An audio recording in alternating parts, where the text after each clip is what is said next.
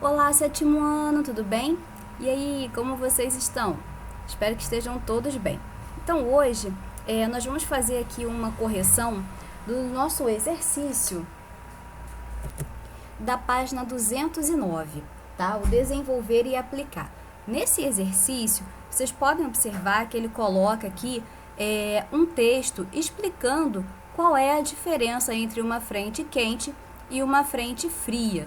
E depois ele pede, né, para a gente responder algumas questões sobre o tema. A primeira pergunta, ele pede para a gente analisar a seguinte questão. Frentes são os limites de massas de ar e apresentam as características do local da sua origem. Então, se formou num lugar quente e seco, ela vai ser quente e seca. Se formou num lugar quente e úmido, ela vai ser quente e úmida e assim por diante. Quais massas de ar que atuam no Brasil que tem a frente quente, né, que são quentes? Depois ele ainda pergunta quais transformações uma frente quente provoca no tempo meteorológico.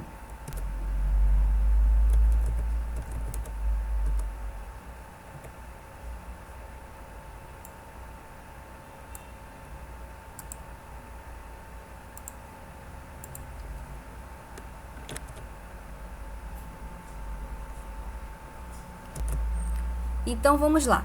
As frentes que atuam, né, no Brasil e que têm essa origem quente, né, são a massa equatorial atlântica, a massa equatorial continental, a massa tropical atlântica e a massa tropical continental, tá? Então são essas aí. Eu coloquei aí a sigla delas para ficar mais fácil, né, para a gente não perder tanto tempo aí escrevendo os nomes delas, e são realmente as que mais aparecem, né, no mapa, então aparecem as siglas, então para a gente se acostumar. Então, vamos lá. Elas podem provocar o que, gente?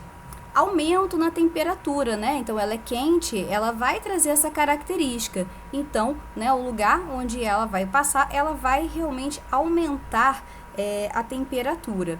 Bem, se ela se formar em um lugar que é seco, então ela vai trazer uma característica de tempo firme, né? Então vai ficar sem chuvas, o ar vai ficar mais seco, né? A gente sente realmente mais sede, incômodo no nariz, porque vai ficar mais seco. Já as frentes que são quentes e úmidas, que se formam no oceano, elas vão trazer essa umidade, né? Então elas podem, inclusive, provocar o quê? Chuvas, né? Então, além de deixar o ar mais úmido, pode ainda provocar chuva, tá? Mas não necessariamente provocar a chuva. Bem, então, tranquilo aqui a número 1. Depois, no número 2, ele vai perguntar pra gente, né? Quais as massas de ar que são frias, né? E que atuam aqui no Brasil. Então, vamos lá. Quais massas de ar que atuam no Brasil, que tem a frente fria, né, que provocam a frente fria, e quais as transformações a frente fria provoca no tempo meteorológico? Então, a gente sabe, né, que a única massa que atua no Brasil e que tem essa característica fria é a massa polar atlântica. E ela provoca uma diminuição na temperatura. Então, assim, diminui a temperatura, a gente fica mais, a gente sente mais frio, né? E ela, como é úmida, ela provoca chuva, tá bom? Aqui no Rio de Janeiro é bem frequente, né? Principalmente no período do inverno, tá bom? Vamos lembrar que essas massas, elas têm um período, né, de verão ou de inverno que elas podem ficar mais fortes, atuar com mais frequência. Mas ainda assim, fora desse período, assim, elas podem acontecer e trazer essa mudança, essa estabilidade para o tempo, né? Então, tranquilo essa aqui. Então, vamos avançar. No número 3, ele pede para a gente identificar quais massas de ar que atuam na região onde você mora, né, onde você reside, e elabore em seu caderno um texto explicando as características dessa massa de ar e o período de atuação de cada uma. Então, aí eu vou aproveitar aqui e retornar no mapinha que a gente analisa bem. A gente mora aqui no Rio de Janeiro, né? Então, olha só, as massas que atuam, a massa tropical atlântica, né, com bastante frequência, e quem? A massa polar atlântica. Então, a massa tropical atlântica, que é uma massa de ar geralmente quente e úmida, né? Então, ela traz essas características. E a massa polar, que é fria e úmida, tá bom? Então, essas que costumam atuar bastante aqui na região no estado onde nós moramos, tá bom? Então, fechamos aqui essa página e agora nós vamos avançar para a página 213.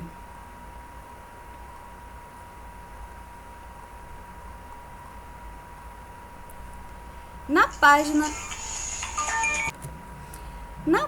213, chegamos aqui, opa, passou um pouquinho aqui, voltamos aqui. Atividades. Primeiro ele pede, né, pra gente pesquisar se no último ano ocorreu alguma inundação na cidade onde a gente reside, elabora um texto, né? Então isso aqui fica um pouquinho pessoal, tá? Então a gente tem que analisar, fazer uma pesquisa mesmo. Então vamos partir aqui para o número 2, que a gente vai trabalhar essas características. Então ele pede, tendo como base o mapa semiárido nordestino e polígono de secas, que está na página 212, responda às questões propostas. Letra A. Qual é a diferença entre os termos semiárido e seca, né? Então, a gente vai diferenciar esses dois termos. Então, semiárido, turma, é o tipo de clima que existe no interior ali no sertão nordestino, né? Que tem essa característica de ter pouquíssima chuva, né? Então, tem pouca chuva, tá, turma? Não é que não chove. Lembrando, semiárido chove, tá? E tem as temperaturas altas, né? Tem uma grande amplitude térmica também ali, por conta dessa característica de ter pouca vegetação na região, ter ali realmente pouca chuva, tá bom? E o fenômeno da seca é quando nós temos um longo período sem chuvas, tá? Então, assim, fica ali realmente, vamos dizer, é uma época que chove e é um lugar que tem costume de chover e aí fica ali um mês sem chover, isso não é normal. Então, é o quê? É um período de seca, tá? Então, é um período, não é uma característica do clima, é que pode ou não acontecer, tá bom? Por isso, um fenômeno. Depois, na letra B, ele pede para a gente identificar as áreas que estão sujeitas a períodos de seca e que não estão sob o domínio do semiárido. Ou seja, né, ele quer saber quais áreas do nosso território que acontecem esse período de seca, né? Então, ocorre o fenômeno da seca, mas não que seja o clima semiárido. Então, isso é bem diferente, como nós vimos na questão anterior. E aí, coloco aqui para vocês, que são o norte de Minas Gerais, o oeste e o leste da Bahia, leste de Sergipe, Alagoas, Pernambuco, Paraíba e Rio Grande do Norte, o litoral do Ceará e o oeste do Piauí, tá bom? Então, são essas regiões aqui que ocorrem, né, esse período de seca, tá bom? Seguimos agora para a letra C. E ele pede, né, para a gente pesquisar os critérios climáticos para determinar que as áreas localizadas na faixa litorânea do Nordeste são suscetíveis a período de seca. Então, ele quer saber o que é analisado, quais são essas características, quais são esses fatores que atuam no clima dessa região para fazer com que ocorram esses períodos de seca, tá? Então, vamos lá. Vamos analisar as massas de ar que atuam, a questão do vento, o relevo, o índice pluviométrico, tá bom? Então, vamos dizer assim, alguns fenômenos como poluição, outras coisas também. Mas esses aqui são realmente os que são analisados para entender o porquê ocorre seca nesses lugares, tá bom? Período de seca, tá?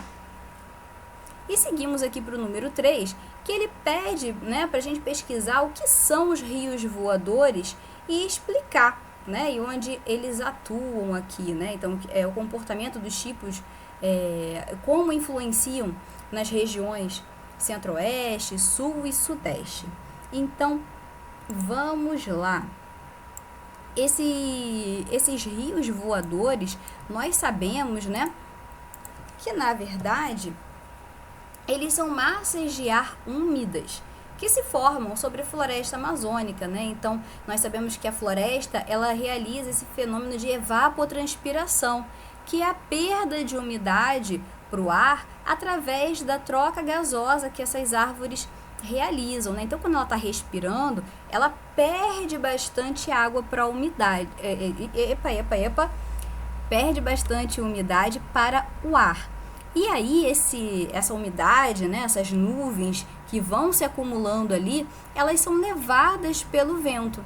E aí, elas chegam até as regiões centro-oeste, sudeste e sul, onde elas vão provocar chuvas, tá? Porque, gente, é umidade. Então, com certeza, ela vai provocar o quê? Chuva, tá bom? E aí, foi realmente a nossa última questão, né? Ele tem, aliás, dá até para assustar, tem tanta linha para a gente responder, mas a resposta é bem simples, tá bom, turma? Então, se vocês tiverem alguma dúvida, vocês podem comentar, vocês podem perguntar diretamente lá pelo post no Web Escola, que eu tiro as dúvidas, tá bom? Um abraço, um bom dia para vocês.